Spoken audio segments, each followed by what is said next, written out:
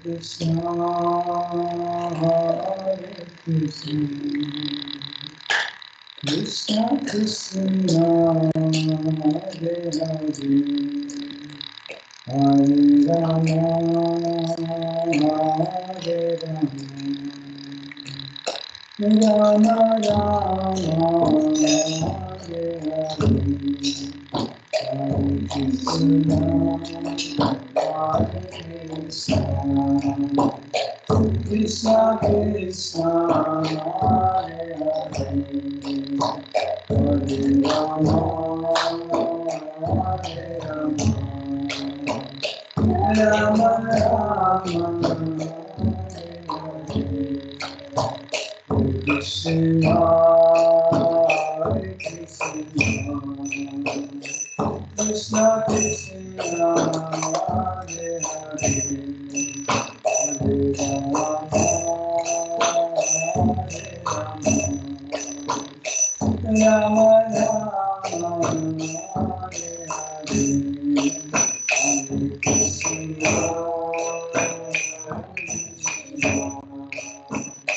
Krishna Krishna Hare Hare Hare Rama Hare Rama Rama Rama Hare Hare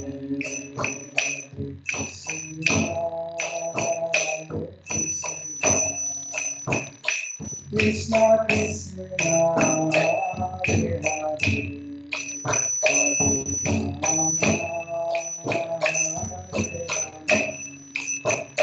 Rama Rama Rama Hare Hare Hare Krishna Hare Krishna Krishna Krishna Hare Hare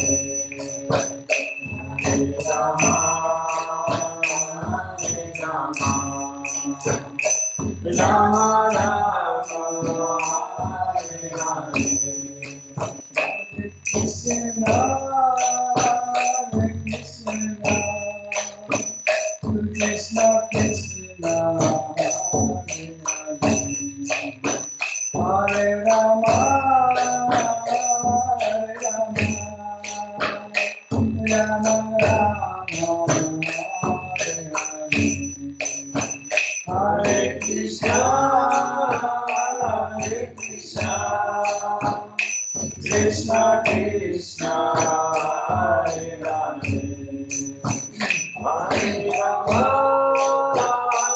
Hare Rama Rama Rama Hare Hare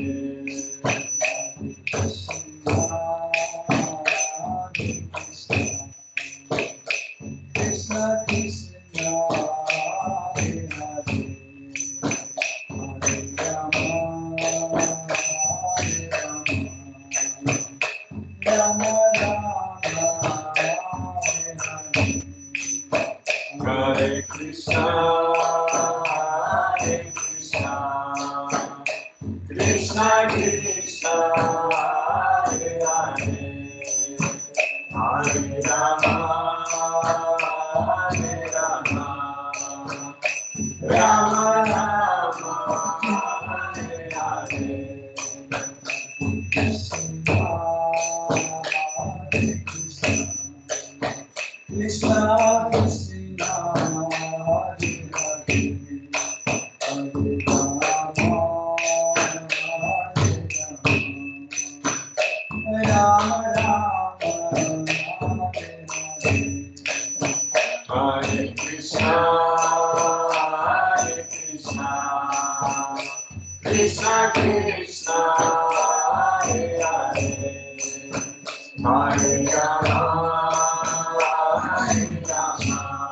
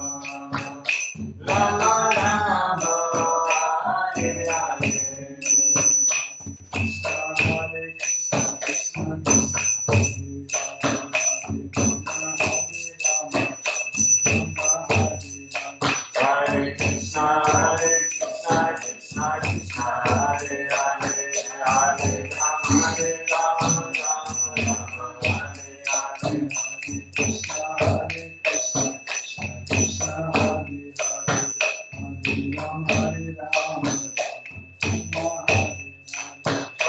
Krishna, Krishna Krishna, Hare Hare, Hare Rama, Rama Rama, Hare Hare. Hare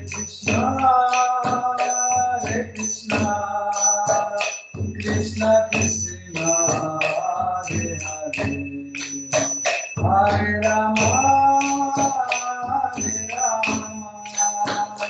Rama Rama, Hare Krishna, Krishna Krishna, Hare Hare, Hare Rama, Rama Rama, Hare Hare.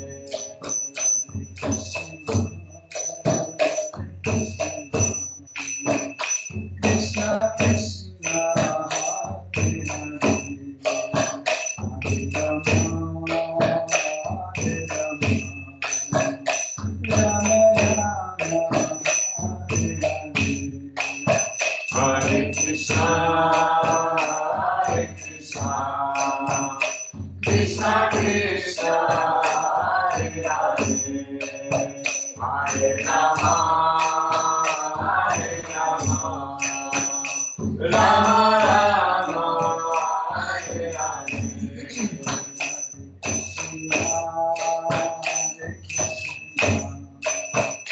Krishna Krishna, Hare Hare, Hare Rama, Hare Rama, Rama Rama, Hare Hare. Hare Krishna, Krishna Krishna, Hare Hare, Hare Rama, Rama Rama, Hare Hare.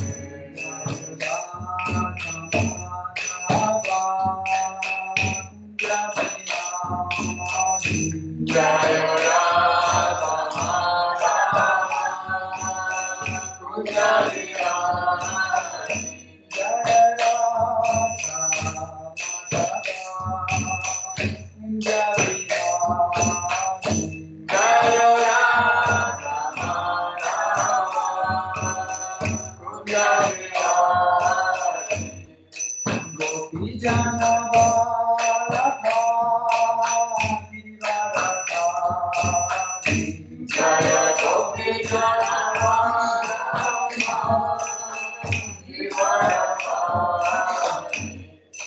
Gopi Jana Radha,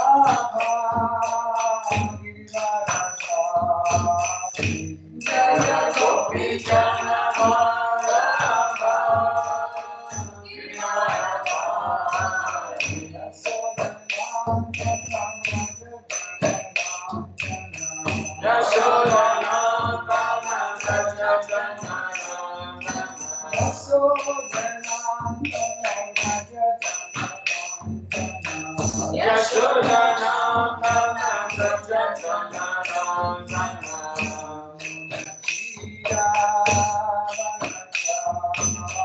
Yamuna Tira,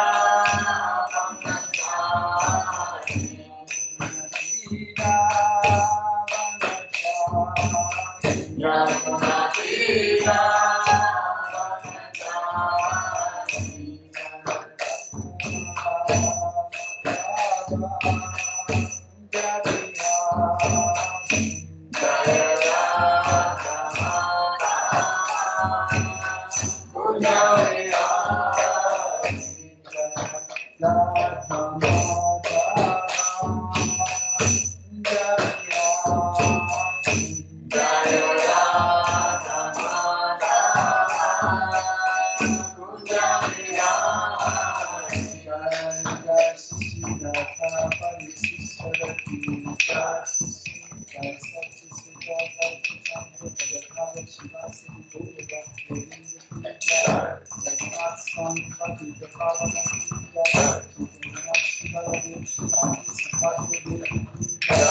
Shri Radha Govinda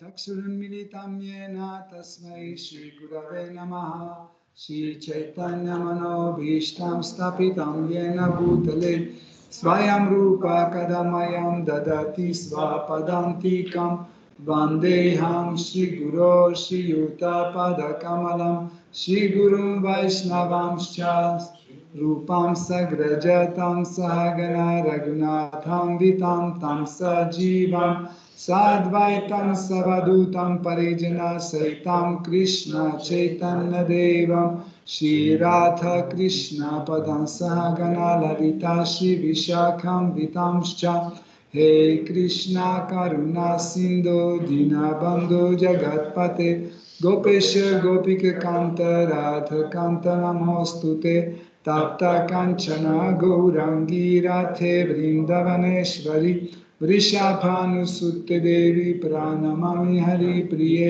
वञ्चाकल्पतरुभ्यश्च कृपासिन्धुभ्यैव च पतितानां पावनेभ्यो वैष्णवेभ्यो नमो नमः नमो ॐ विष्णुपदाय कृष्णपृष्ठाय भूतले श्रीमते भक्तिवेदान्त स्वामिनिति नामिने नमस्ते सरस्वती देवे गौरवाणी प्रचारिणे निर्विशेष शून्यवादी पाश्चात्य देशतारिणे जय श्री कृष्ण चैतन्य प्रभु नित्यानंद श्री अद्वैत गदाधर और भक्त वृंद हरे कृष्ण कृष्ण कृष्ण हरे हरे हरे राम राम राम हरे हरे हरे नाम एव केवलम कलौ नास्तेव गतिरन्यतः।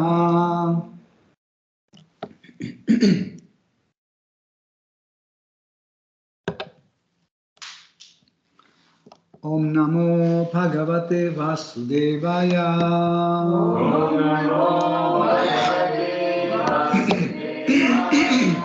Om Namo Bhagavate Vasudevaya.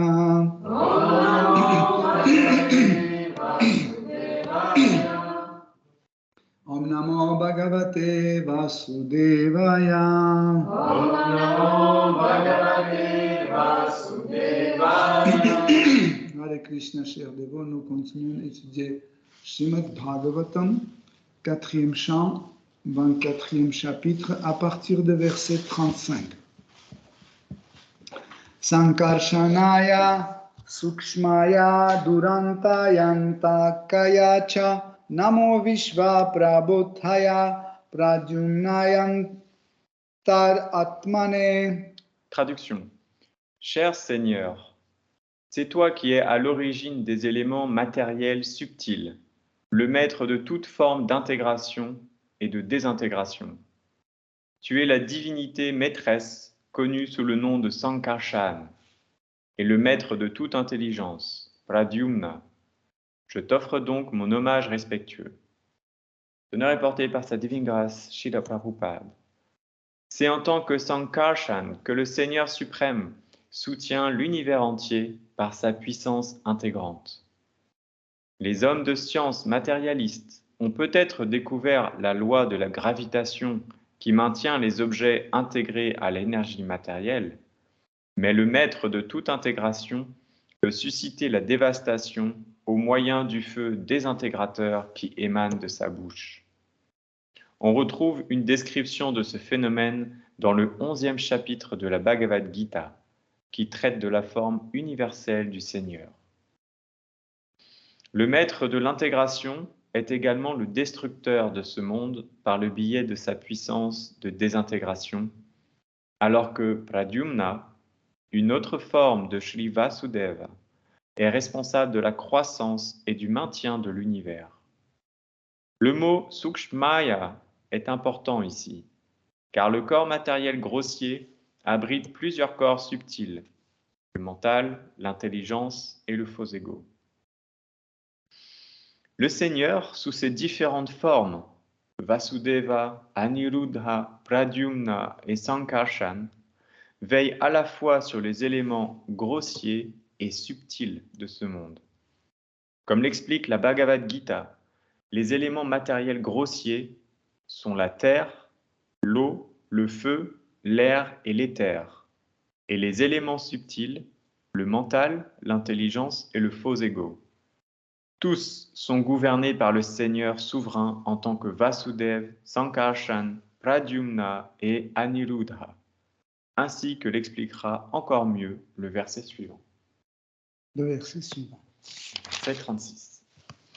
Ô Aniruddha, en tant que divinité maîtresse, tu gouvernes les sens et le mental, et je t'offre mon hommage répété. Parce que tu as le pouvoir de détruire toute la création au moyen du feu ardent qui sort de ta bouche, on te nomme Ananta, aussi bien que Sankarshan. Suivant. Cher Seigneur, ô Aniruddha, tu es l'autorité qui fait s'ouvrir les portes des systèmes planétaires supérieurs et de la libération. Tu habites toujours le cœur pur des êtres vivants, et je t'offre donc mon hommage. Ta semence est d'or, et ainsi, prenant la forme du feu, tu aides à l'accomplissement des sacrifices védiques, en commençant par le Chaturhotra. À toi, j'offre mon hommage. Merci. Donc, là, en fait, j'ai réuni ces versets ensemble parce que c'est le même sujet, en fait, qu'on va traiter. Je vous préviens que c'est un sujet assez compliqué. Oui. Comme tous les vendredis. Mais parce que nous sommes tous des grands mounis, des grands sages, on est aptes de comprendre. Donc, par la miséricorde de Saraswati Devi, chez le Prabhupada, des Guru Parampara et Jagannath, et Ratha Parishishvar, on peut essayer de comprendre en fait ces versets. J'ai en fait ce matin essayé de mettre une certaine structure pour que ça soit plus compréhensible, tout ça. Quand vous avez entendu ces versets, vous avez retenu quelques petites choses, mais en gros, rien n'est resté. La première chose pour laquelle c'est comme ça, c'est parce que, en fait, c'est Seigneur Shiva qui parle en extase. Tu peux me pousser pour que je te vois. Merci, Jivaja. Voilà, comme ça, je te verrai. Donc, Seigneur Shiva, en fait, il est en état d'extase. Et si vous avez remarqué, à partir du premier verset, quand il a commencé sa glorification de Seigneur suprême, chaque sujet suivant devient encore plus extatique. Vous voyez, en fait, ici, il s'agit d'une conscience spirituelle qui a cette capacité, en fait, de creuser dans la nature du Seigneur suprême. Plus on le glorifie, plus on le comprend, plus il devient savoureux, plus on veut encore et encore glorifier. Et en fait, ici, il ne dit pas comme ça. Donc, il pouvait nous expliquer. Donc, il y a différents types de manifestations, parmi lesquelles il y a ça, ça, ça, ça. Non, il choisit autre type de glorification. En effet, il glorifie les qualités et en même temps, quand on écoute ces glorifications, nous comprenons en fait qu'est-ce qui existe et comment. En fait, on reçoit à travers cette glorification, nous recevons en fait une connaissance spirituelle. Sachez même même des prières les plus confidentielles, comme les prières des Vrajabasi, des Gopis, des amis confidentiels de Krishna. Quand on entend ça une fois, nous pouvons penser que c'est juste une truc sentimentale. Qu'est-ce qu'il y a à apprendre ou comprendre? Il n'y a rien à comprendre. Okay. Mais en fait, quand on commence à ouvrir, on comprend ce qu'il y a derrière une énorme philosophie. Il y a beaucoup de choses à comprendre.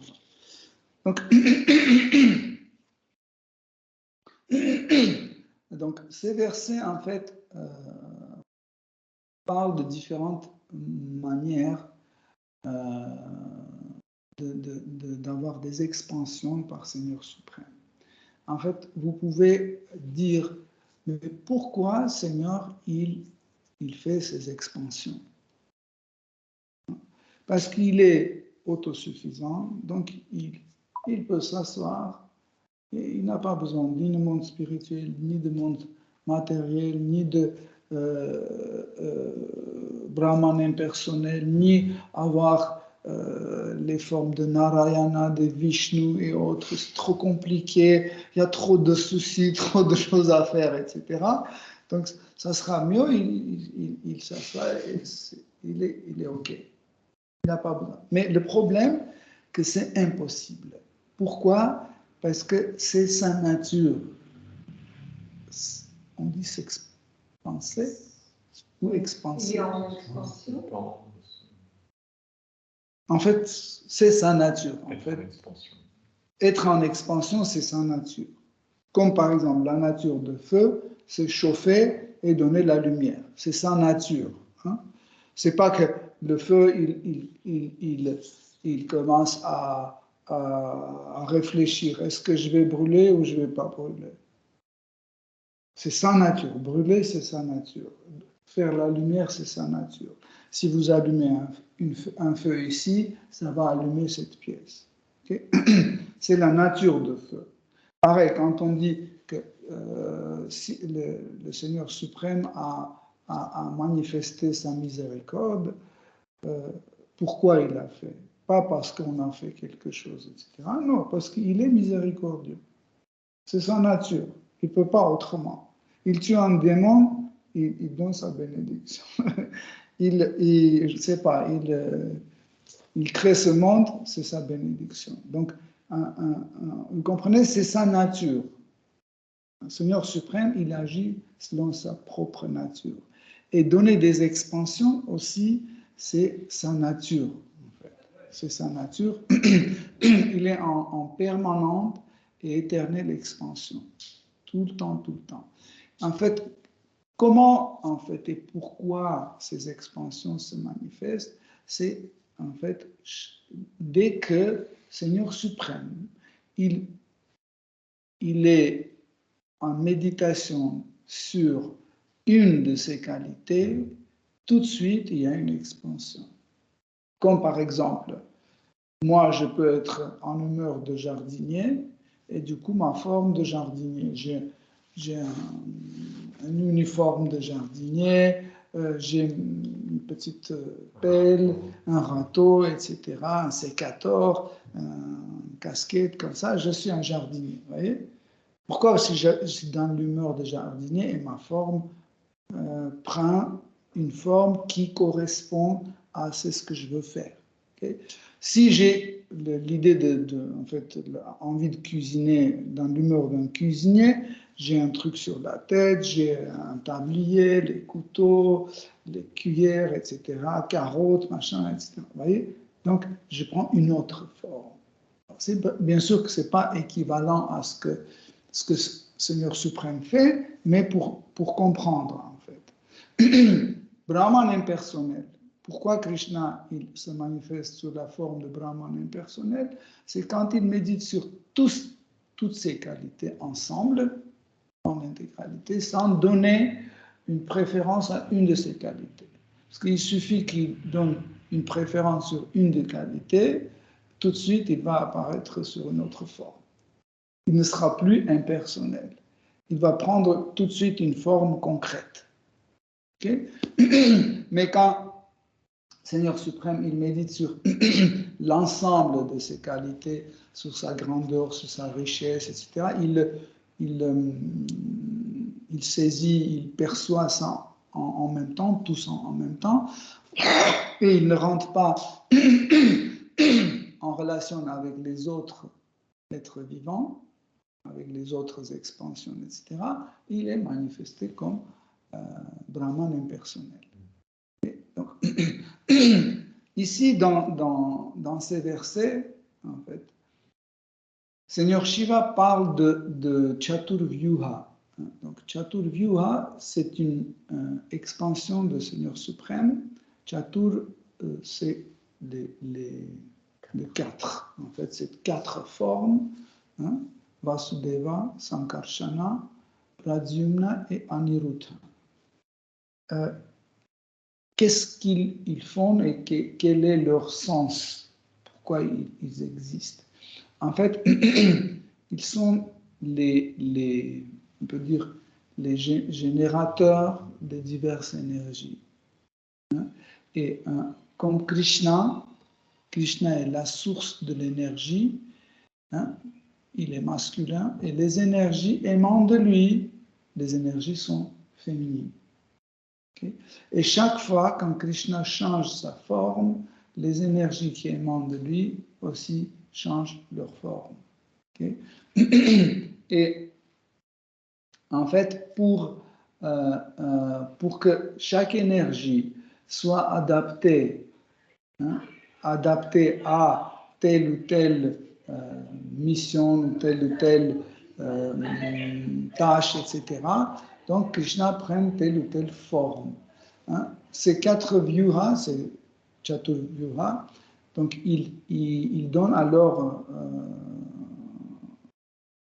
il donne d'autres expansions. Chaque membre de Chaturvyuha donne encore 4, après encore 4, comme ça, et proportionnellement, les énergies qui émanent de eux commencent à se transformer. Okay? Donc, dans le monde matériel aussi, nous avons la présence de Chaturvyuha. Donc, ces 4 manifestations, ils existent sur toutes les plateformes d'existence. Ils se manifestent et à Dvaraka, et à Goloka Vrindavan, et à Ayodhya, et à Vaikuntha, et dans le monde matériel. Ils sont présents partout. Okay? Et selon les énergies, en fait, qui émanent de eux, ils contrôlent l'existence.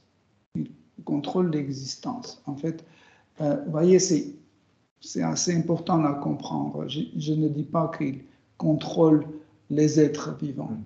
Ils contrôlent l'existence, en général. L'existence. Et en fait, quand l'existence est contrôlée, les êtres vivants automatiquement contrôlés. Je me souviens, quand j'étais un jeune garçon, et j'entendais que Dieu, il contrôle ce monde, Dieu fait ceci, cela, Dieu punit les pécheurs et récompense les gentils, etc. Je me disais, mais comment il arrive? Par exemple, imaginons qu'ici, maintenant, Dieu doit punir cette fille. Mais en même temps, il doit punir une autre fille là-bas. Comment il va faire? Ou si Dieu doit interdire quelque chose, il doit venir dire Doina ne fait pas ça. Je pensais que ça se passe comme ça, où il envoie un message, je ne sais pas quoi. Mais en réalité, en fait, ce Chaturvyuha, il contrôle le monde à travers leurs énergies. En fait, les énergies, ils ont déjà une certaine capacité à contrôler. Vous comprenez? Par exemple, si je veux que tout le monde met son manteau, okay, ce n'est pas la peine que je vienne et vous dise toi, vous tous mettez votre manteau. Je peux le faire autrement. Qu'est-ce que je fais? J'éteins le chauffage. Et automatiquement, il y a une énergie froide qui nous oblige à mettre notre manteau. Vous voyez? En fait, c'est comme ça que... Non, si vous n'avez pas froid, non. Même ça me fait chaud. Non. Même moi, j'ai chaud. J'ai mis, mais après. Vous comprenez? En fait, l'énergie même, en fait, contrôle la situation. Ce n'est pas la peine de venir et dire personnellement tel. Par exemple, de la même façon, les demi-dieux, en fait, ils contrôlent cet univers à travers les énergies que Chaturvyuha, ces 4 formes de Seigneur suprême, mettent ou donnent à la disposition ou dotent les demi-dieux. Okay? Et en fait, quand nous naissons dans ce monde matériel, dans tel ou tel corps, qu'est-ce qui se passe au moment de naissance? Nous sommes liés à chaque demi-dieu. Tout de suite, il y a une liaison créée à chaque demi-dieu. Vous comprenez? C'est ce qu'on appelle le zodiaque. Le système de zodiaque, c'est ça. Et en fait, il y a deux phases de zodiaque. Le plus important phase de zodiaque, c'est le moment de la conception. Quand le spermatozoïde rencontre l'ovule et le corps est créé, ça c'est la plus importante phase de zodiaque. À ce moment-là, en fait, tout de suite, il y a une calcul et une programmation rapide par rapport, en fait, aux planètes qui sont près ou loin. Okay? Donc, plus les planètes sont près, plus ils sont accessibles, ouverts, plus le lien est fort avec telle ou telle planète. Plus les planètes sont loin, moins ils sont exposés, okay? Notre lien est plus faible avec ces planètes. Par exemple, si le jour de ma conception, le soleil était bien près, okay? Donc en moi, la capacité du soleil, le feu sera très fort. Moi, je dis donc comme ça pour que ce soit compréhensible. Automatiquement, en fait, je crée cette liaison. Si la Lune était loin, donc, et pas trop présente, donc, en fait, l'énergie de froid, par exemple, sera moins présente en moi. Vous comprenez? En fait, c'est comme ça que nous créons cette liaison. Et le demi-dieu de soleil, il n'a pas besoin de venir me dire quelque chose, etc. Cette liaison est automatiquement créée. Okay? Il n'a pas besoin à chaque fois de venir chez moi, vérifier est-ce que j'ai fait ça ou est-ce que j'ai pas fait ça. C'est automatiquement lié. En fait, ce qui se passe, comme les demi-dieux sont comme les parties de corps de Seigneur Vishnu, pareil, nous, les êtres vivants, c'est comme les parties de corps des demi-dieux. Les corps matériels. Oui. Mais en fait, c'est un peu symbolique. Comme par exemple, j'ai les doigts, okay? Je bouge et j'ai la main gauche, j'ai la main droite. Quand je fais des choses, les doigts collaborent entre nous, tout est harmonieux, n'est-ce pas? Donc, pourquoi? Parce que je suis un seul corps. Et c'est pour ça qu'il y a une harmonie. Pareil, en fait, ce monde a une certaine harmonie. Pourquoi? Parce que nous sommes liés aux demi-dieux. Nous sommes des parties de leur corps. Okay? Corps dans le sens, pas le... Fonctionnement. Comme corps. Par exemple, l'État, c'est un corps. Ou par exemple, l'association Yoga Lyrique, c'est un corps. Nous sommes des membres de l'association. Okay? Donc, pareil, en fait, nous sommes tous comme les parties de corps des demi-dieux. Et en fait, ils sont comment en fait gérer notre corps, comme vous, par exemple, si quelque chose qui gratte ici, vous faites automatiquement, n'est-ce pas? Vous grattez automatiquement. Vous ne dites pas, la main va gratter la tête, puis la main arrête de gratter, descend. Non, c'est automatiquement, parce que c'est un système, c'est un corps en entier. Donc, et ces quatre, en fait, ces quatre manifestations de Seigneur suprême, c'est comme le on peut dire, triage d'énergie. On trie, en fait. On fait des classes des énergies. Donc, le premier, c'est Vasudeva. En fait, ils sont comme ça. Vasudeva, c'est le premier dans Chaturvyuha. Après lui, il fait la manifestation de Sankarsana. Sankarsana manifeste Pradyumna. Pradyumna manifeste Aniruddha. Okay. Je sais que ça peut être un peu compliqué, mais il faut revenir sur ce sujet plusieurs fois pour comprendre, en fait. Après, une fois compris, vous allez voir que c'est très simple. Donc, en fait, Vasudeva, il manifeste tout ce qui est la connaissance et conscience. La connaissance et conscience.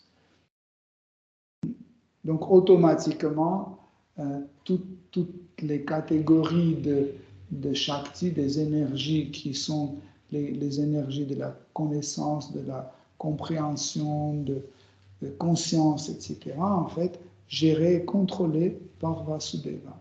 Par exemple, Samvit Shakti, Chit Shakti, Chaitanya Shakti, Achintya Shakti et tous les autres Shakti de cette catégorie, en fait, sont automatiquement contrôlés par Vasudeva.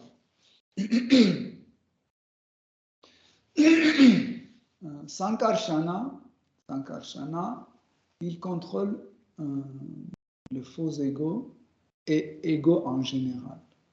Donc, ego, c'est la perception de soi. Si vous, dans votre méditation, vous êtes attentif, vous allez voir qu'en fait, qu'est-ce que c'est la perception de soi? Avec quoi je fais la perception de soi? Avec l'énergie de la conscience, n'est-ce pas? À travers l'énergie de conscience, je fais perception de moi. Et cette perception de moi est le ego. Donc, comme ça, nous pouvons comprendre qu'en fait, le ego, la perception de soi, c'est une autre forme de la conscience. C'est pour ça qu'en fait, Sankarsana est une émanation de Vasudeva. Okay? Donc la perception de soi, c'est une énergie de transformer de tout type d'énergie de la conscience et de connaissance, mais à son tour, en fait, Sankarsana, il manifeste tout type d'énergie qu'on classifie comme les énergies de l'existence, comme Sandhini Shakti. Donc, Sandhini Shakti, c'est une énergie de l'existence. Et en fait, la perception de soi, le ego, quand nous avons une idée de nous-mêmes, nous sommes sûrs que nous existons. Comme disait le Socrate, il disait « je pense, donc j'existe ». Il voulait dire « je pense », ça veut dire « je suis quelqu'un ». Je suis celui qui pense. Donc, je suis celui qui pense, c'est une perception de soi. Je suis un penseur. Et où je suis un chien, où je suis une femme, où je suis un homme, je suis une rose, où je suis un citron, etc. Donc, vous voyez, c'est une perception de soi. Et cette perception de soi, en fait, est dans la catégorie des énergies de l'existence appelé Sandhini Shakti.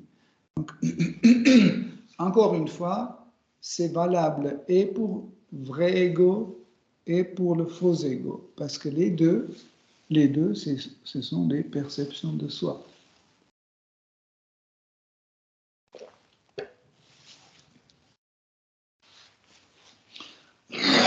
Donc,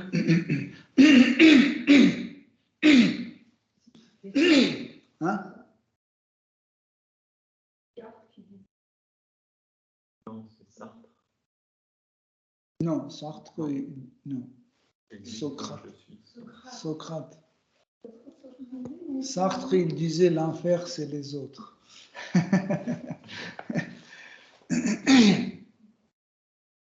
Donc, ensuite, Sankarsana fait une expansion de Pradyumna. Pradyumna, en fait, il est une expansion qui manifeste le développement et l'évolution des choses. Donc, tout type des actes comme la naissance, la conception des choses, l'idée, l'apparition, le démarrage, des sentiments d'amour,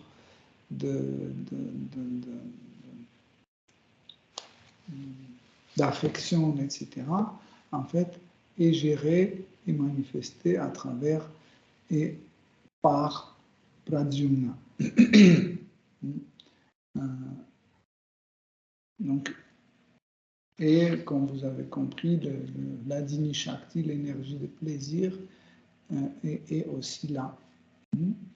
Je vais vous dire tout de suite pour que ce soit compréhensible. Dans Sri Chaitanya Charitamrita, Sri Krishnadas Kaviraj Goswami dit que la quintessence de toutes les énergies, c'est l'Adini Shakti, c'est l'énergie de plaisir. C'est pour ça que peu importe avec laquelle énergie nous rentrons en contact, cette énergie peut nous donner le plaisir. Par exemple, l'énergie de désir, l'énergie de l'existence, n'est-ce pas? Par exemple, imaginez que vous êtes tombé dans un accident de voiture et vous regardez que vous existez encore. Donc, ça vous fait plaisir. Ou quand vous avez écrit quelque chose, ou quand on fait des devoirs mathématiques, je sais pas comment on dit ça. Les devoirs. Quand on résout des équations. Voilà, quand on résout une équation ou quelque chose comme ça, ça nous fait plaisir. Ou quand on fait le mot croisé, vous voyez, même là, on a un plaisir, non? Mais ça, c'est, par exemple, une autre Shakti. En fait, chaque Shakti a comme quintessence l'Adini Shakti. C'est comme, par exemple, l'eau est présente dans tous les fruits et tous les légumes. C'est les quintessences de tous les légumes et de tous les fruits. Si vous supprimez l'eau de tous les fruits et de tous les légumes, ils vont perdre leur goût, ça va devenir dur comme pierre, et si vous mettez dans votre bouche, vous ne sentirez rien. Parce qu'il n'y a pas d'eau. De quintessence, pourquoi ils ont le goût et le goût différent? Grâce à la présence de l'eau. Si vous séchez votre langue, séchez bien votre langue et mettez un peu de sel sur la langue. Vous n'allez rien sentir. Pourquoi? Parce qu'il n'y a pas d'eau. C'est l'eau qui transmet le goût. Et le goût, c'est la forme subtile de l'eau. Donc, tous les 5 éléments grossiers, ils ont leur forme subtile. Et là, en fait, donc, à travers Pradyumna, nous avons en fait toutes ces énergies qu'il gère et qui sont manifestées. Et aussi, le quatrième, c'est Aniruddha, c'est le mental. Comme ici, Seigneur Shiva explique, il dit qu'il gère le mental. Mais aussi, Pradyumna, il gère aussi l'intellect. On a parlé de l'Adini Shakti, mais en fait, l'Adini Shakti aussi est quelqu'un ou quelque chose, l'énergie de plaisir, c'est quelque chose qui en fait forme l'intellect d'un homme. Son intelligence est formée en fait par la présence de l'Adini Shakti. Parce que l'énergie de plaisir a une tendance d'accumuler les choses. L'homme est capable d'accumuler les bonnes choses et les mauvaises. Parce qu'en réalité, ce monde matériel est un monde de dualité. Mais en réalité, tout ce que nous pensons que c'est mauvais ou tout ce que nous pensons que c'est bon, c'est la même chose. Par exemple, quelqu'un, je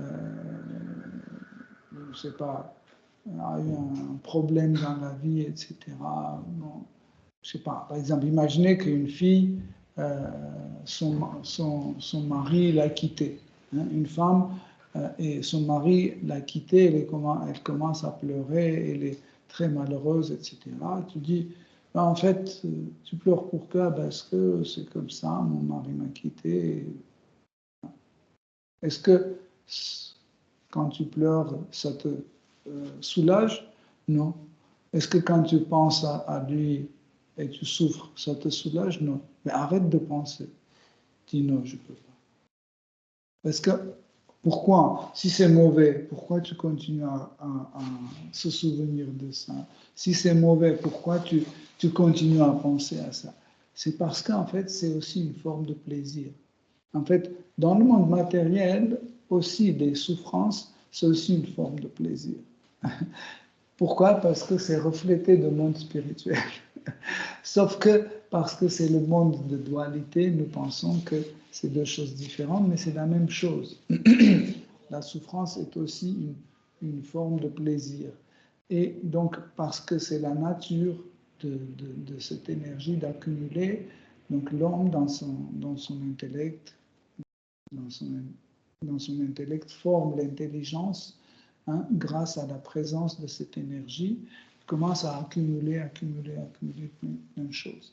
Et Aniruddha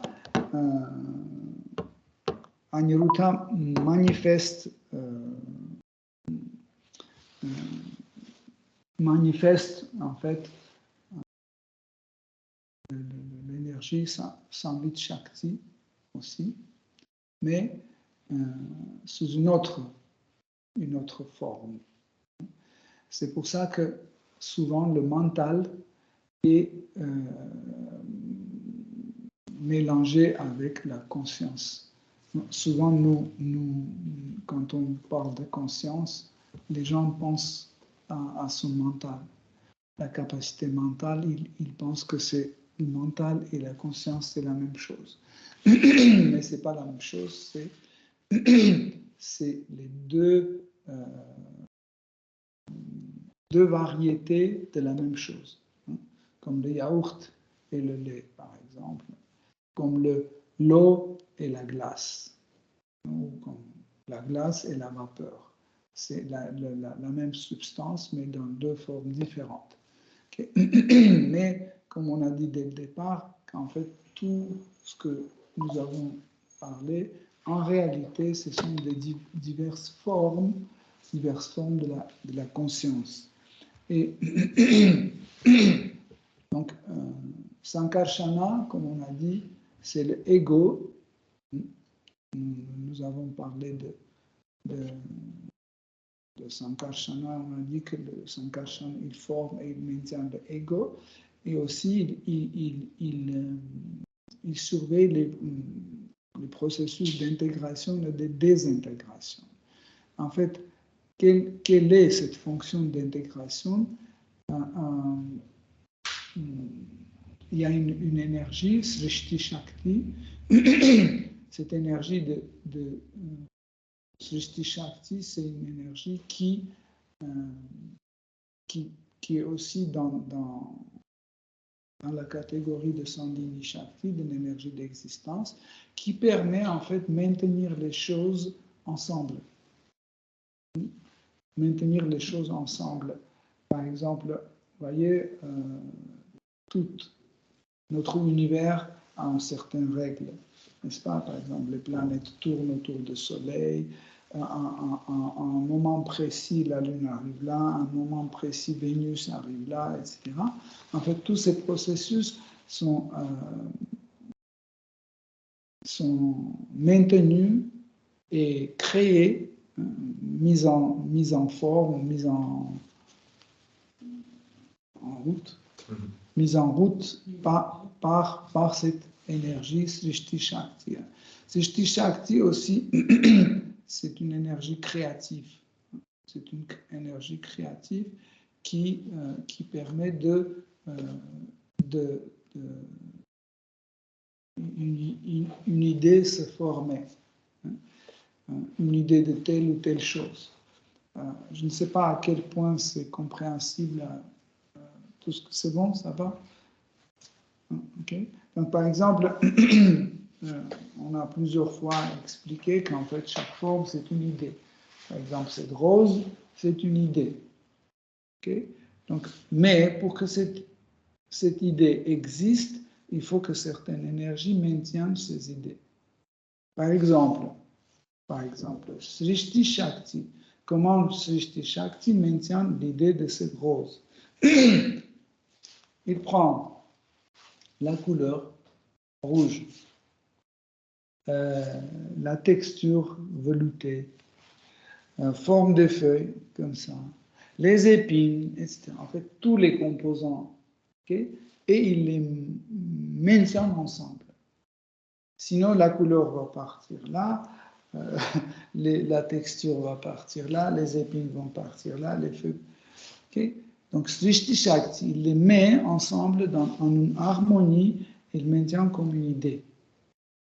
Okay? Et cette idée, en fait, en contact avec les autres énergies, avec l'énergie du monde matériel, avec l'énergie matérielle, okay? Cette idée, en fait, transforme l'énergie matérielle à une rose. Donc, c'est un projet, c'est une idée. Donc, pareil, chaque chose, hein, chaque objet, chaque vastu, hein, en sanskrit on appelle vastu, chaque chose. Hein, chaque vastu, chaque chose est une idée. Par exemple, l'univers, c'est une idée, c'est un vastu. Okay? Et pour former cette idée de l'univers, Krishna utilise en fait cette énergie. Krishna, en fait, Sankarsana, il utilise cette énergie et cette idée maintient en fait la forme. Donc, ce qui est extraordinaire, en fait, tout cela, en fait, c'est dans l'idée d'intégration. Donc, chaque chose peut être intégrée dans certains contextes grâce à cette énergie. Si cette énergie n'est pas présente, donc cette chose ne peut pas rester telle qu'elle est. Cette chose doit être modifiée. Je vais vous donner un exemple comment dans la nature l'énergie Srishti Shakti commence à modifier les choses. Sûrement vous tous avez eu cette expérience de marcher au bord de l'océan, de la mer, et dans le sable, vous trouvez des petites jolies choses transparentes. Vous pensez que c'est des diamants ou des émeraudes, etc. Mais les enfants pensent comme ça tout le temps, surtout quand c'est vert, ils disent « Papa, j'ai trouvé un émeraude, regarde !»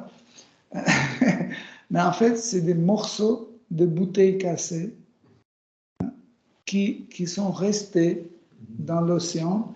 Et en fait, cette énergie, Srishti Shakti les intègre. Et il devient comme tous les autres pierres. Il devient lisse, arrondi. Okay? Donc, il s'intègre dans le contexte. C'est cette énergie. En fait, mais pour que cette énergie puisse travailler, à côté, il y a une autre énergie qui doit marcher en parallèle. Kala Shakti, l'énergie du temps. Okay? Par exemple, pour le verre, ça peut durer, je ne sais pas, un mois, mais pour un diamant, il faut, je ne sais pas, 3 ans, par exemple, parce que le diamant est plus dur. Okay? Donc, à chaque vastu est accordé un certain temps. Okay? Donc, comme même si on prend par exemple sadhana bhakti, la pratique de service dévotionnel. Okay? Pourquoi on parle toujours de l'effet de sadhu sangha? Parce qu'il y a l'effet de Srishti Shakti, l'énergie de l'intégration. Vous venez ici, quand on vient ici, on a des trucs qui sortent de nous. On est très brut, on est entre guillemets méchant, ennuyeux, envieux, etc., cruel, etc. Mais on arrive, on reste parmi les dévots, et comme ce morceau de verre qui tourne, nous aussi on tourne, et les dévots commencent à nous polir. Et au bout de 2 ans, 3 ans, on devient très poli, très intégré dans le service dévotionnel. Parce que en réalité, aucune énergie ne marche pas seule. C'est impossible. Il y a des milliers d'énergies qui marchent ensemble. Mais pour ne pas compliquer ces choses-là, Srimad Bhagavatam donne des petites descriptions. Pour ne pas alourdir, c'est la première, et pour ne pas que nous pensons que c'est un livre sur les énergies ou c'est un livre scientifique. Hein, parce que Srimad Bhagavatam, c'est Bhakti Shastra, c'est un livre sur la dévotion. Mais pourquoi quand même Srimad Bhagavatam parle des énergies des Shakti, hein, et comment il parle pour que nous comprenions que tous ces Shakti, ce sont des serviteurs de Krishna. Chaque énergie qui émane de Krishna, c'est une servante de Krishna. Et en fait, dès sa manifestation, cette énergie, en fait, est déjà programmée en elle-même qu'elle est une servante de Krishna. Comme on dit par exemple Atma Shakti ou Atma Tattva, l'âme. On dit l'âme est éternel serviteur de Krishna. Qu'est-ce que ça veut dire? C'est que originellement est programmé dedans. Ça veut dire que nous ne pouvons pas être autre chose que serviteurs de Krishna. C'est impossible. Nous ne pouvons pas parce que ce n'est pas notre nature. Nous sommes programmés comme ça. Mais, en fait, des fois, certains programmes, dans certains endroits, ne peuvent pas marcher. Comme par exemple, je peux utiliser mon téléphone portable ici, mais je ne peux pas parler avec mon téléphone portable dans le fond de la piscine. Ça ne va pas marcher.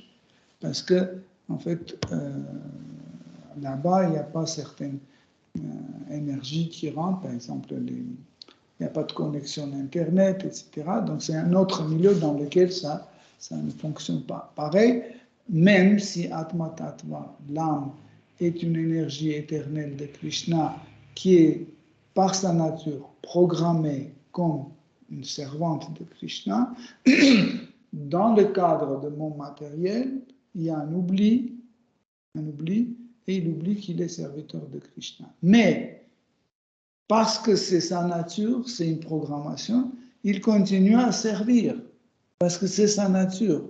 comprenez? L'âme est programmée comme servante, donc elle continue à servir. Servir à ses enfants, à ses parents, à sa patrie, à son ventre, à sa curiosité. Parce que c'est notre nature de servir. On est programmé comme ça.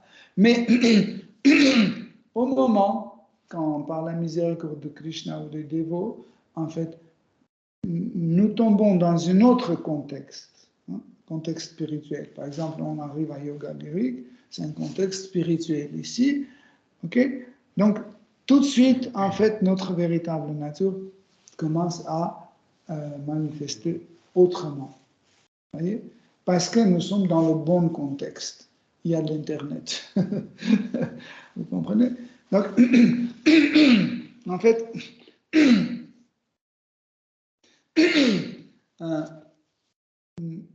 sachez que quand Krishna il se multiplie, il donne des diverses expansions de lui-même, il ne le fait pas parce qu'il est obligé ou parce que sinon je ne sais pas quoi va arriver, etc. Il y aura un manque de quelque chose. Non, c'est sa nature. Encore une fois, comme la nature de feu c'est brûlé, la nature de l'eau est mouillée, pareil, la nature de Krishna c'est manifester différentes expansions qui sont tous des Purusha, les jouisseurs. Ils sont les jouisseurs.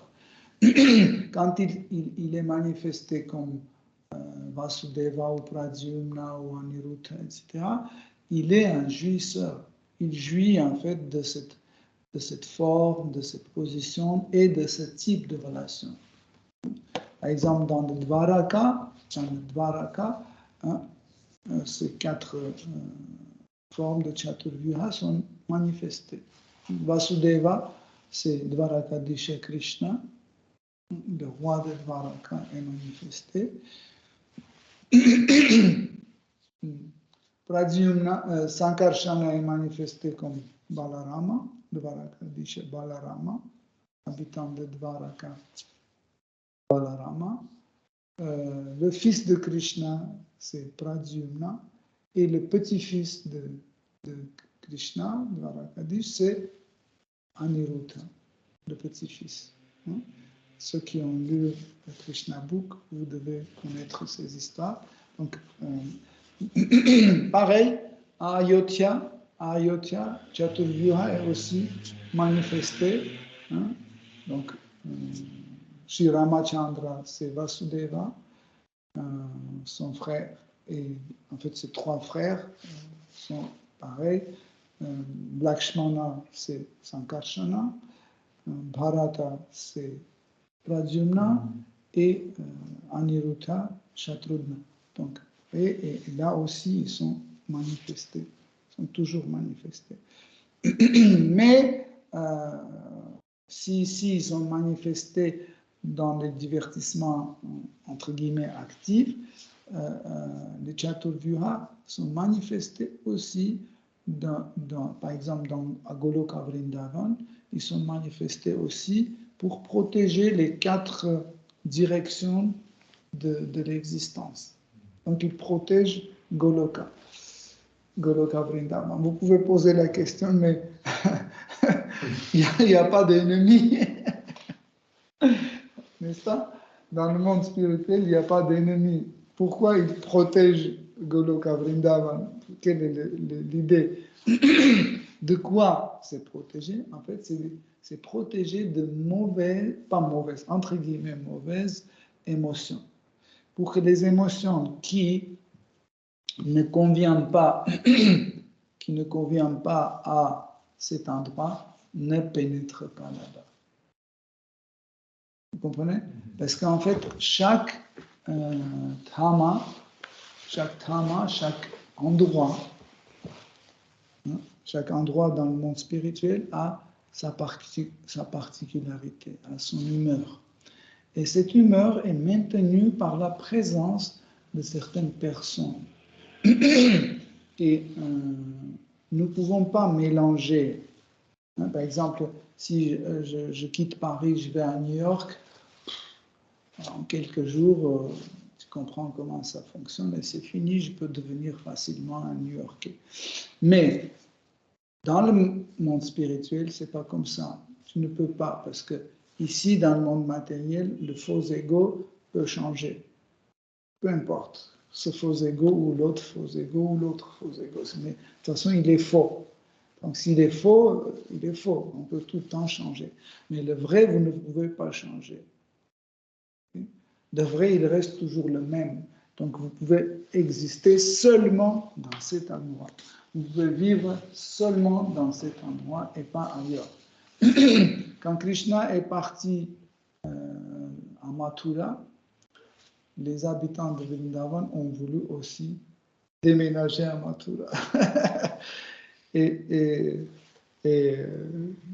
quand le moment est venu de partir, quand ils étaient avec Vrajabasi, ils étaient venus à Mathura, quand Krishna a tué Kamsa, etc.,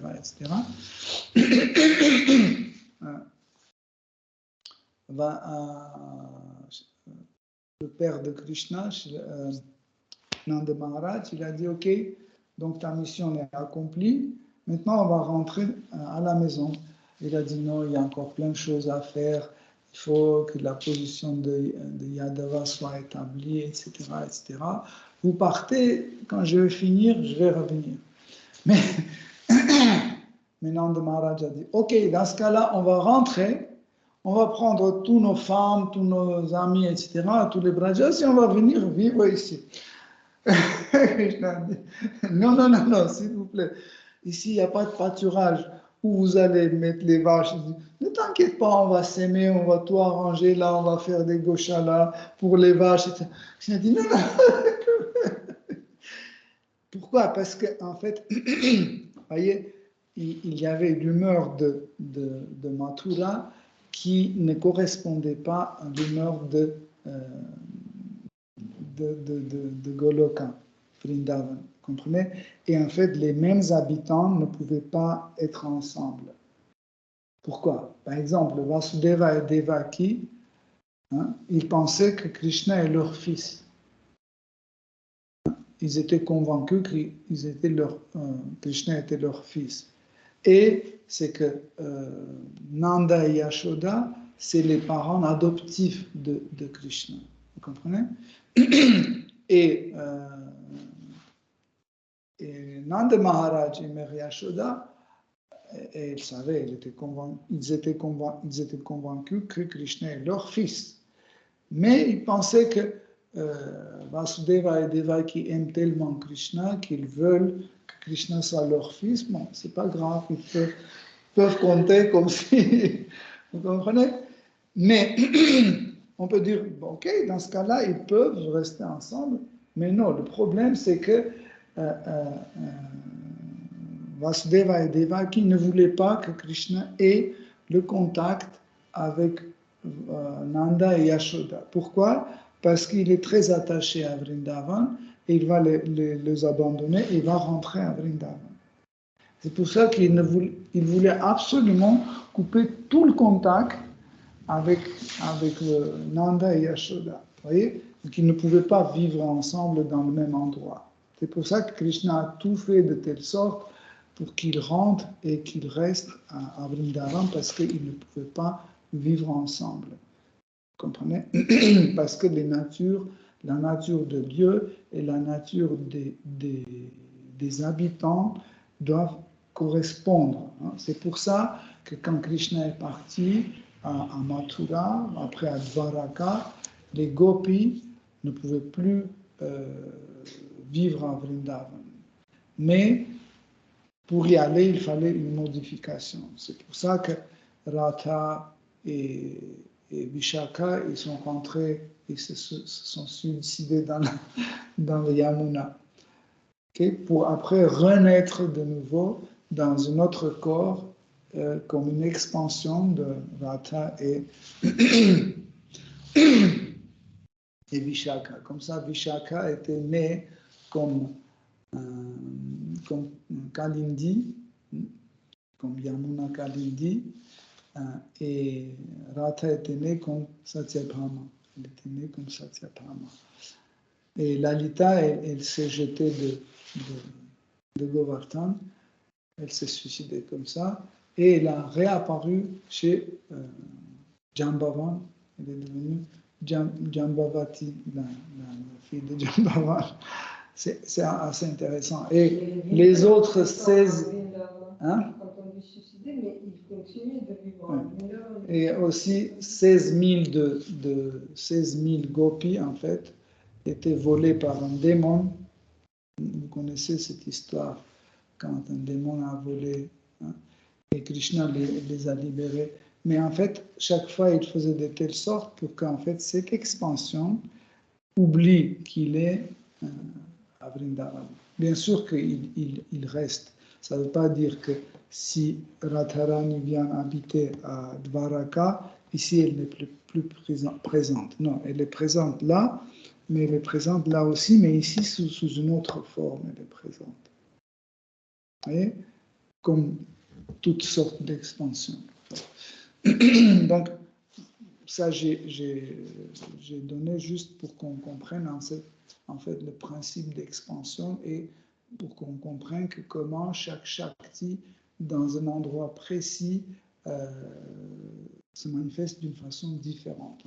Hier, Rasarila, pendant la conférence, parlait de Samvit Shakti, comment Samvit Shakti fonctionne dans le monde matériel, comme sous la forme de avidya aussi.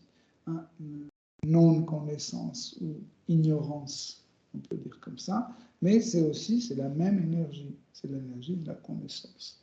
En fait, l'ignorance aussi, c'est une forme de connaissance.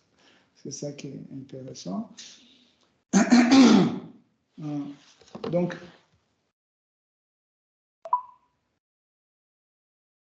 on a parlé d'intégration, mais aussi quelques mots sur désintégration. En fait, c'est la même énergie.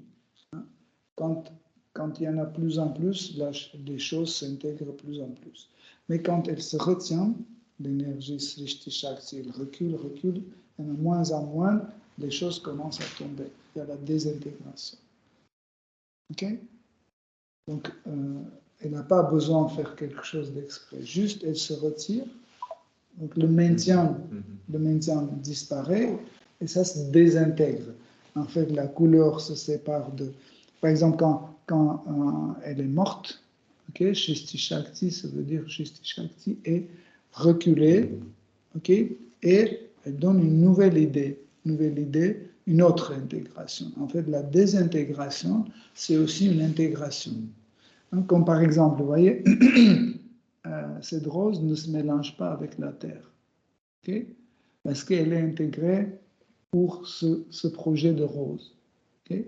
À partir du moment, en fait, quand elle a arrêté de maintenir cette idée, okay, la même énergie continue à influencer pour une autre intégration qui se passe à travers la désintégration. Ça veut dire elle commence à pourrir, faner, pourrir, etc. La couleur part, l'odeur part, la forme veloutée part, tout part, et ça se mélange avec la terre.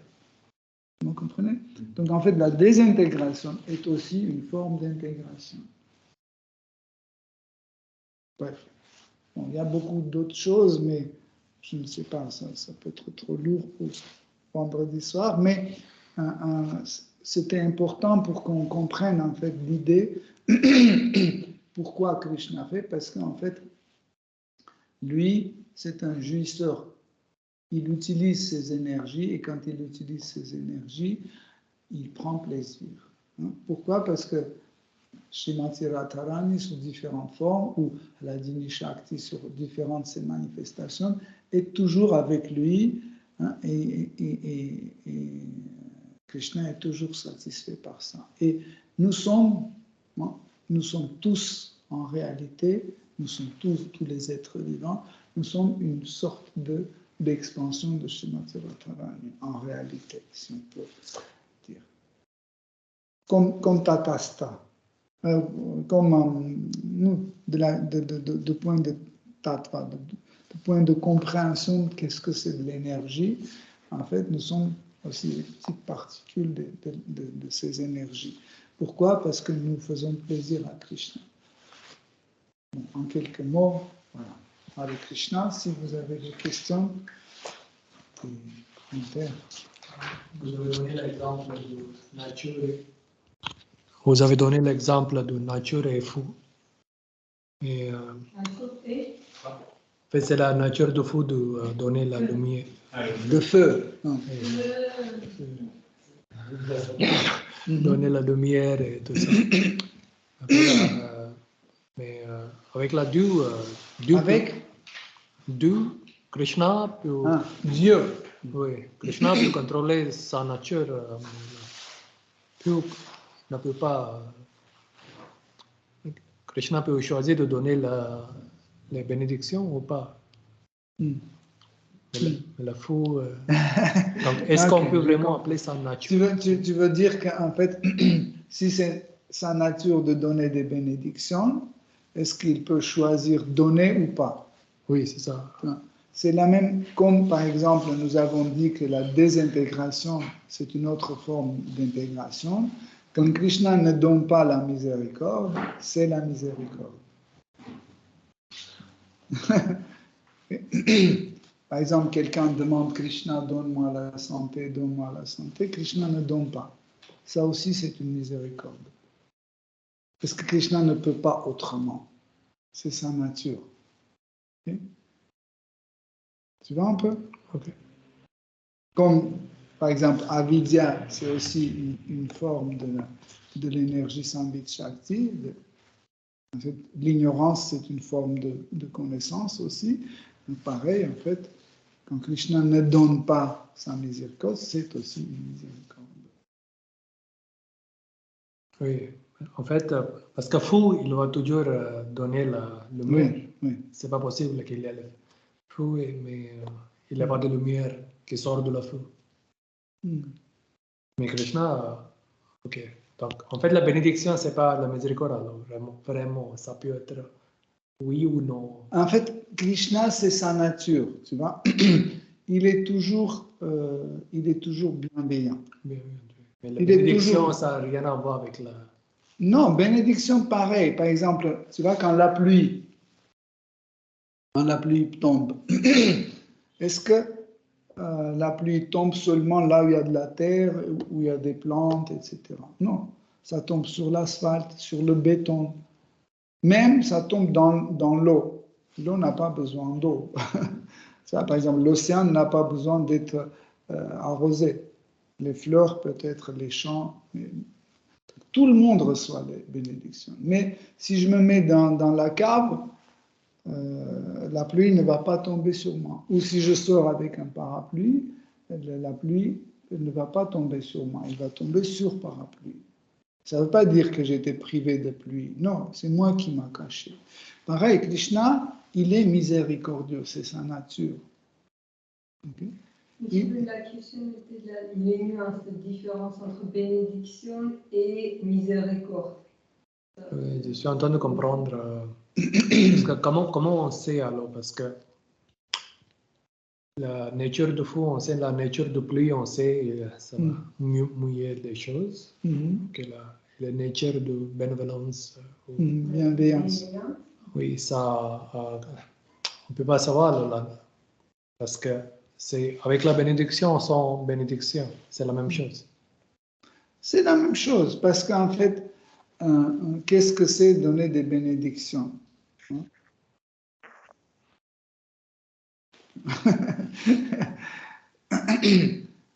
Quand on dit que Dieu te bénit, ça veut dire nous voudrions que tu seras dans le périmètre de son attention. C'est ça. Est-ce qu'un microbe n'est pas dans le périmètre d'attention de Seigneur? Non. C'est que nous voudrions comme ça. Parce que Srimad Bhagavatam dit que l'âme, c'est une partie inséparable de Dieu. C'est vraiment indispensable que nous comprenions que c'est inséparable. Inséparable, ça veut dire que où nous allons, où Krishna va, nous le suivons. parce qu'on fait sa partie. Une fois dans les commentaires de Srila Prabhupada, je suis tombé sur un commentaire assez drôle. Srila Prabhupada dit Paramatma, c'est Dieu la personne suprême. Et Paramatma rentre dans chaque atome. Et parce que tous les âmes se trouvent dans le corps de Krishna, donc dans chaque atome, tous les êtres vivants se trouvent dans chaque atome. Est-ce que vous voyez un peu? Donc, mais en fait, pour nous, c'est un peu bizarre, incompréhensible, parce que nous pensons ces choses-là avec notre connaissance. On veut prendre tous les êtres vivants et rentrer dans un atome, etc. Parce que notre perception de l'existence est différente. Donc, miséricorde ou bénédiction ou la bienveillance, tout ça, c'est les qualités de Krishna. Et parce que Krishna est avec tous ces partiels, toutes ces particules, en fait, il bénéficie de tout ce que Krishna a. Mais chacun bénéficie à sa façon. Chacun bénéficie à sa façon. Okay? Par exemple, prenons le froid. Okay? Donc, nous avons, par exemple, l'alcool, l'eau et l'huile. Okay? Ils sont tous les trois, ils sont exposés à moins 15 degrés. Okay? On ne va pas dire que non, celui, il est exposé à moins 10, celui à moins 12 et c'est moins 5. Non, on a mis tous les trois, l'alcool, l'eau et l'huile. On a mis tous les trois, on a exposé moins 15 degrés. Et on n'a pas fait une différence, non, ça j'aime bien, je vais mettre un peu de tissu dessus. Non, on a exposé pareil, et ce qui se passe, au bout de 2 heures, on voit que chacun a réagi à sa façon. Par exemple, l'alcool reste inchangé, l'eau est devenue dure, la bouteille a explosé, et l'huile est devenue granuleux et dur. Ok? Mais on ne peut pas dire que le froid, en fait, ne voulait pas trop nuire à l'alcool. C'est pour ça qu'il a dit, ok, je te laisse ma miséricorde, tu ne seras pas durci. Non, c'est en fait, tous les trois liquides étaient exposés à la même température. Pareil, nous sommes tous exposés à la même miséricorde, mais nous réagissons d'une façon différente. Chacun réagit à sa façon. C'est pour ça que quelqu'un va venir et va dire « Ah ben non, parce que celui-là, il n'était pas au froid, vous le gardez au chaud, c'est pour ça qu'il est liquide. » Non, c'est sa réaction à cette température.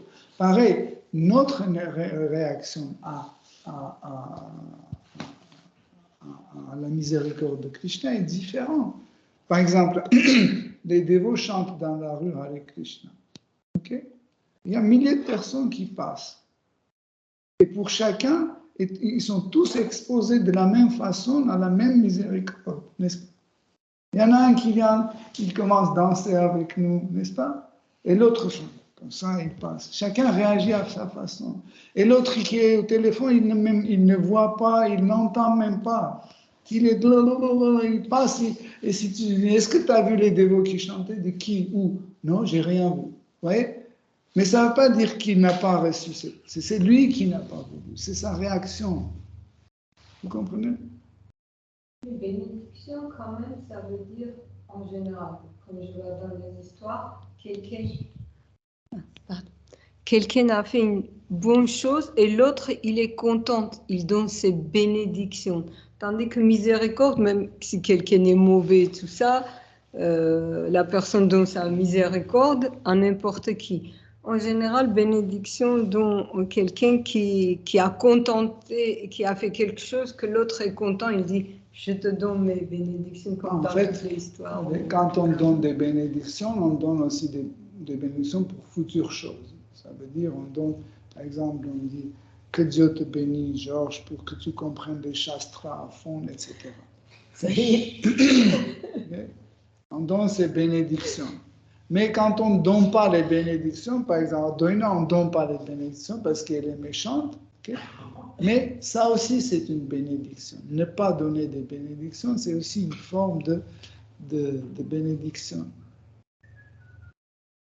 Vous comprenez? C'est assez subtil pour comprendre.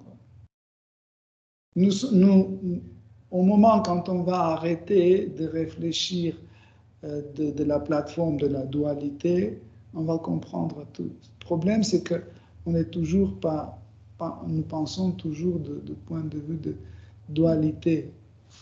Comme la miséricorde aussi. On dit tout est la miséricorde de Krishna. Bien sûr. Tout ce qu'il arrive. Tout ce qui arrive, c'est...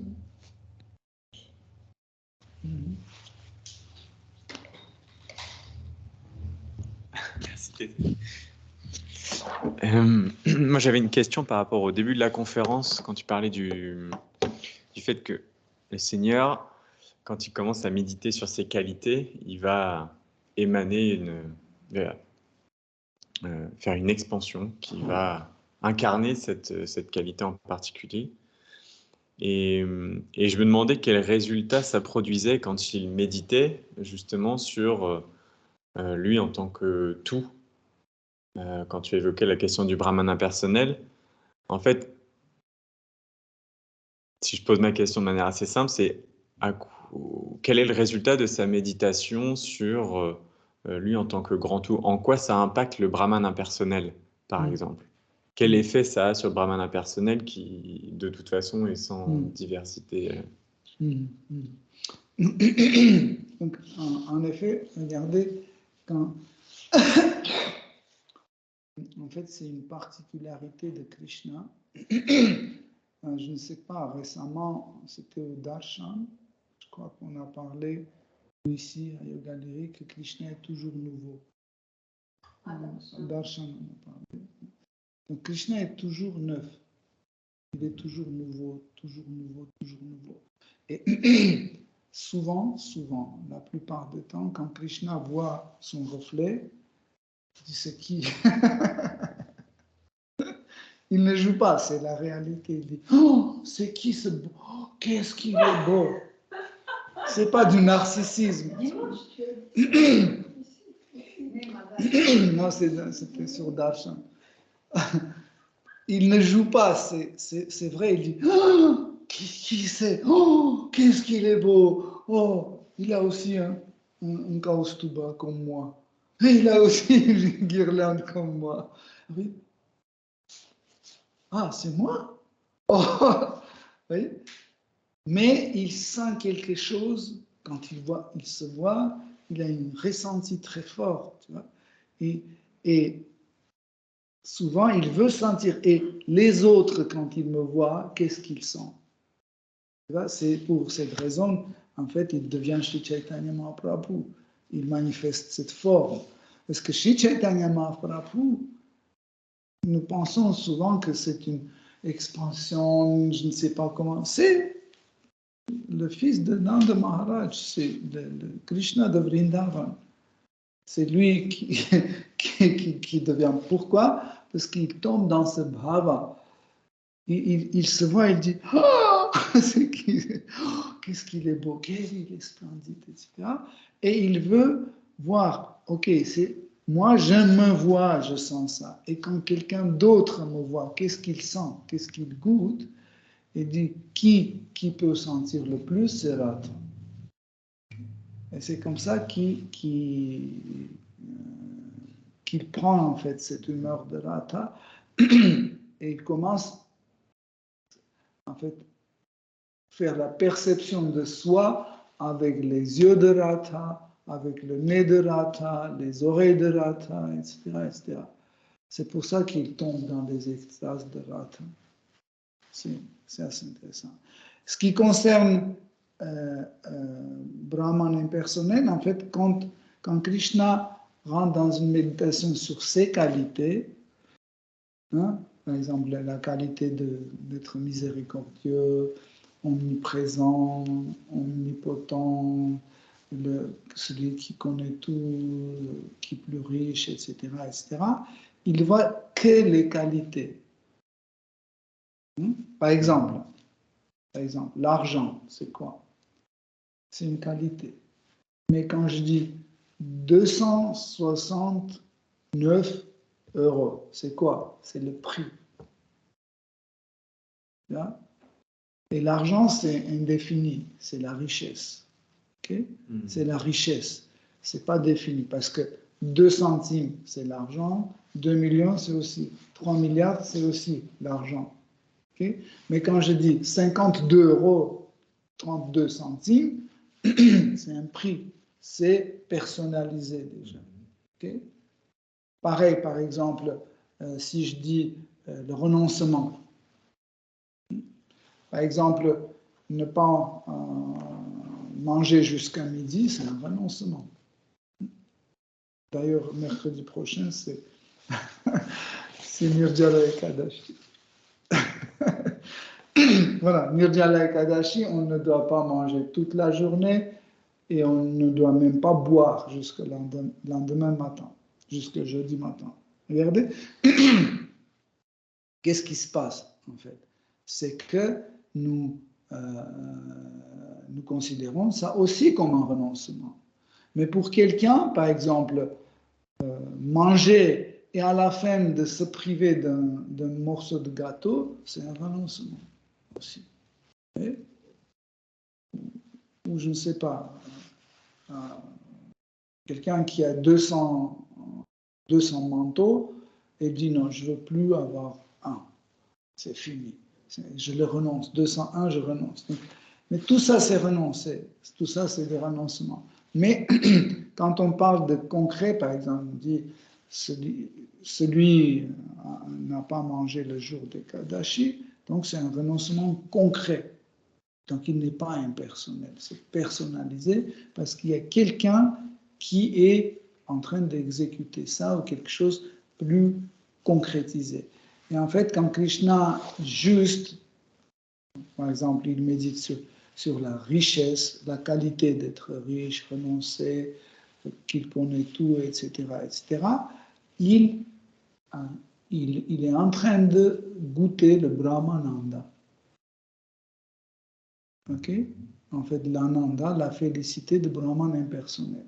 Et les êtres vivants, les impersonnalistes, qui reçoivent cette Sayujya Mukti, la libération impersonnelle, et qui rentrent en fait en contact à travers leur conscience, rentrent en contact avec Brahman impersonnel, ils font la partie de lui et automatiquement il ressent la même chose. Il ressent la même Brahmananda, il ressent la même félicité, la même Brahmananda. Mais cette Brahmananda est différent parce qu'il y a beaucoup d'ananda. Il y a Bhavananda, il y a Premananda, il y a Rasananda. Ce sont différentes formes de félicité. Ils ne sont pas les mêmes. Par exemple, quand on prend Rasananda, par exemple, Vatsala Rasananda, donc c'est un plaisir, c'est une félicité qui est ressentie par les parents de Krishna. Qualitativement, ce n'est pas la même ananda que les amis de Krishna sont. C'est une autre ananda. Ce n'est pas la même ananda. Pareil, Brahmananda, de la félicité dans le Brahman impersonnel, c'est un autre goût. Mais c'est aussi une félicité, une des félicités. Sur la partie... Reprenons l'exemple de la richesse, quand le Seigneur médite sur cet aspect de la richesse. Si je comprends bien, ça ajoute à Brahmananda qu'il ressent. Donc, ceux qui sont dans cet état de conscience aussi ressentent l'intensité supérieure de Brahmananda. Mais comment comprendre que cette méditation spécifique sur l'argent puisse se manifester dans le Brahman impersonnel, parce qu'il n'y a pas de différenciation. Donc, regarde. Quelle est la condition pour qu'on puisse entrer dans Brahman impersonnel. De renoncer notre individualité, renoncer nos désirs. Okay? Donc, ce qui se passe, c'est que quand je me trouve dans le Brahman impersonnel, okay, même si je reçois le potentiel de me satisfaire, okay, j'entreprends aucune action pour me satisfaire parce que je suis déjà satisfait. Okay? Je suis satisfait. Par exemple, imagine je suis quelqu'un très riche, je suis satisfait. Okay? J'ai 150 maisons, je ne peux pas vivre dans 150 maisons en même temps. Okay? J'ai mangé tout, j'ai beaucoup d'argent, en fait, tout est à ma disposition. Okay? Je suis satisfait, mais je veux encore. Pourquoi? Parce que ma personnalité est manifestée. Okay? J'ai une collection extraordinaire de peintures, okay? Mais je veux le Picasso qui est accroché au musée. Et pourtant, je suis satisfait, j'ai les meilleures toiles de Picasso, mais je veux aussi ça. Et si je l'achète, je ne serai pas encore satisfait. Bon, je suis satisfait, mais je voudrais encore. Pourquoi? Parce que ma personnalité est allumée, ma personnalité est active. Je voudrais toujours, même si je suis satisfait, je voudrais encore autre chose, autrement, etc. Pourquoi? Parce qu'en fait, c'est la nature d'un être vivant. Nous sommes toujours en constante évolution, des constants désirs différents, etc. Tandis que dans la pratique impersonnelle, nous renonçons en fait notre identité. C'est comme ça nous devenons égaux. Moi, j'ai aucun désir, toi aucun désir, elle a aucun désir. Nous avons renoncé tous nos désirs, ok? Bon, dans le Brahman impersonnel, personne ne manifeste rien, juste tout le monde est satisfait. Satisfait de tout. Et en fait, le plaisir d'être omniprésent, on le sent, omnipotence, on sent, la richesse, on sent tout. Parce que Brahmananda contient cette satisfaction. Okay? Mais le problème en fait, entre guillemets, problème de Brahman impersonnel, ou Sahaja Mukti, la libération impersonnelle, c'est que nous sommes dans une position passive. En fait, cette satisfaction, en effet, un jour, réveille notre identité. Un jour. Ça peut être milliards d'années plus tard, 10 000 années plus tard, ou je ne sais pas, trillions d'années plus tard, mais un jour, dans le potentiel, on a absolument ça réveille parce que nous commençons à être satisfaits, okay? Et le désir d'être satisfait un jour va s'arrêter. Et on veut qu'il y a des désirs de notre nature qui vont se manifester. Pourquoi? Parce que c'est notre nature. Notre nature est désirée. Nous avons désiré, en fait, Brahman impersonnel, on a reçu. Okay?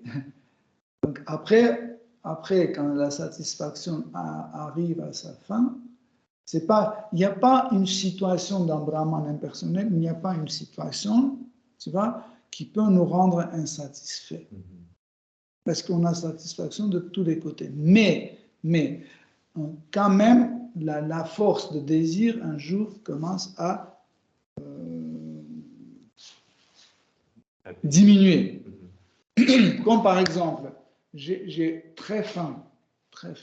Okay? Je n'ai pas mangé 3 jours, je m'assois et je commence à manger. Okay? Avec chaque morceau de repas, en fait, mon désir de manger diminue. Vous comprenez? Il y a un moment, je suis satisfait, je ne veux plus manger. Pareil, dans Brahman impersonnel, c'est la même chose. Chaque instant, en fait, nous avons toujours le même Brahmananda, petit à petit, en fait, notre satisfaction, le désir, en fait, diminue. être satisfait, diminue, et un jour, on n'en a plus. Et quand on n'en a plus, notre humeur ne correspond pas à l'endroit, comme on a disait tout à l'heure. Ça ne correspond plus, et dès que, en fait, ça s'arrête et notre nature se réveille, on tombe de Brahman impersonnel. On peut tomber dans le monde spirituel, on peut tomber dans le monde matériel. Les deux versions sont possibles. Et on peut tomber entre les deux. Ça aussi, c'est possible. Voyez? Mais en fait, à partir du moment quand on ne correspond pas, notre conscience ne peut plus rester là-bas. On est déconnecté. Okay. Okay. Merci beaucoup. Hare Krishna. Hare Krishna.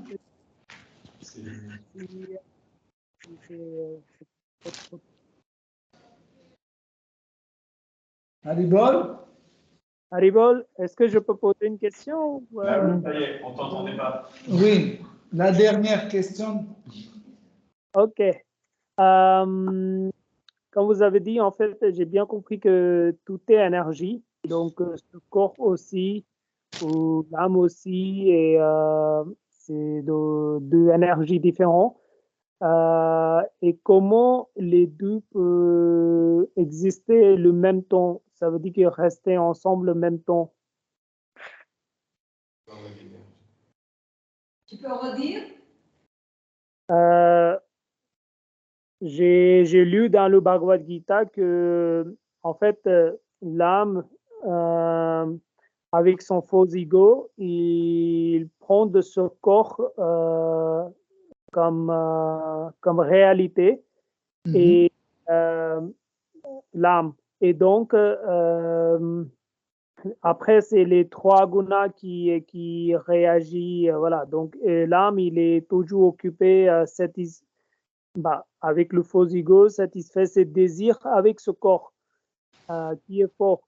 Donc, la question, l'âme, c'est spirituel et le corps, c'est matériel. Comment ces deux énergies différentes peuvent coexister en même temps? Oui. Parce qu'il y a le mécanisme là qui est Oui. spirituel. En fait,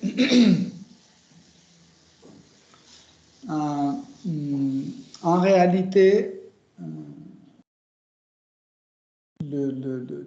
toutes les énergies en fait rentrent en contact entre eux à travers la conscience.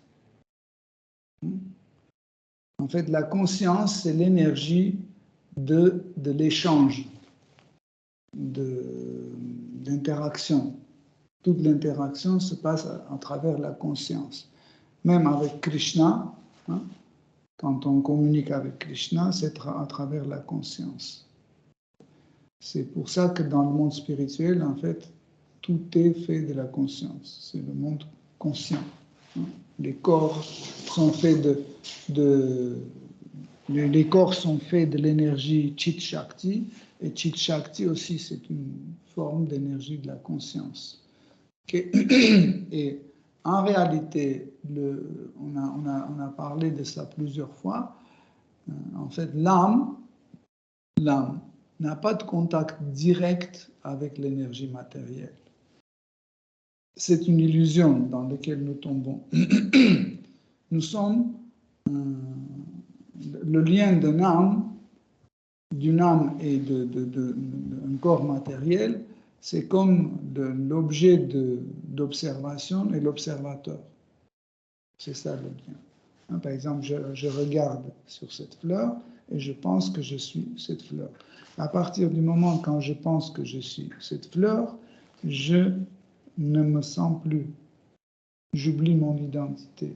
Je m'identifie avec cette fleur-là. Comme, je ne sais pas, si je me souviens quand on était enfant, on jouait des trucs, tu jettes ton dé, par exemple, tu fais 7, tu prends ton pion, et tu dis 1, 2, 3, tu déplaces ton pion, 7. Et après, il y en a l'autre qui jette encore des dés et il va avancer plus. Tu dis, ouais, il a gagné, il a avancé. Donc, Et quand on était un enfant, on était complètement, nous nous identifions avec ces pions complètement, tu vois. Et si quelqu'un te bousculait ou poussait avec son doigt, je dis, mais tu me touches pas. On s'identifiait tellement que on oubliait notre identité, notre autre. On s'identifiait complètement avec ces pions. La même chose se passe avec l'âme. L'âme est liée avec ce corps matériel, est lié à travers la conscience. Il n'y a pas de liaison directe. L'âme ne se déplace pas comme nous pensons. Hein?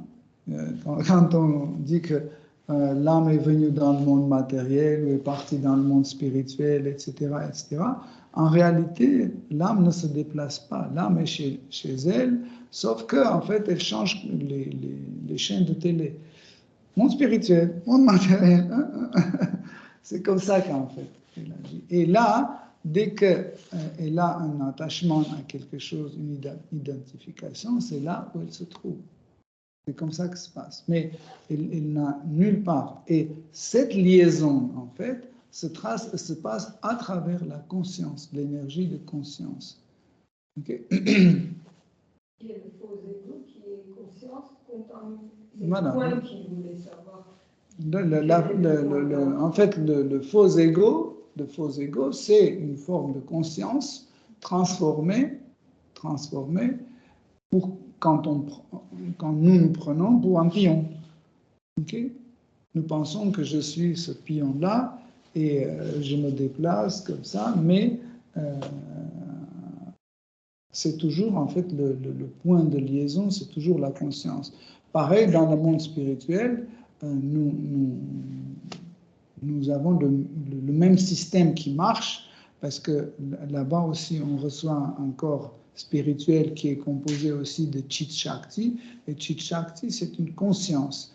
Et quand il y a un corps avec un autre corps, et les deux corps sont le produit de la conscience, en fait, c'est une liaison directe, conscience par conscience. C'est pour ça qu'en fait, le corps entièrement, il est entièrement conscience. C'est pas comme ça, les cheveux n'ont pas de conscience. Hein. Les cheveux aussi sont conscients. Hein. Vous savez que dans le monde matériel, le corps matériel, il y a certaines parties qui ne sont pas conscientes. Vous savez, c'est les cheveux, les bouts d'ongles. C'est des parties où il n'y a pas de conscience. C'est pour ça que quand vous coupez vos cheveux, vous ne sentez rien. Quand vous coupez les ongles, la conscience ne va pas jusque-là.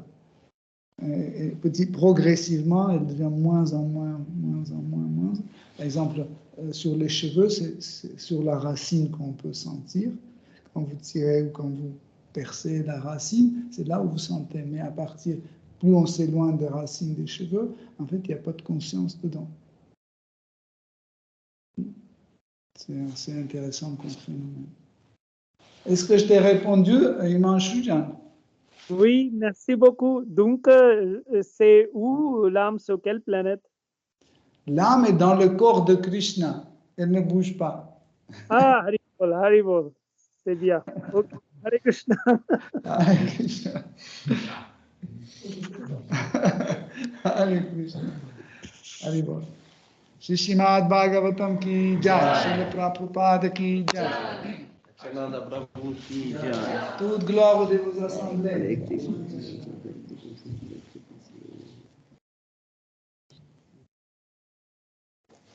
Ah.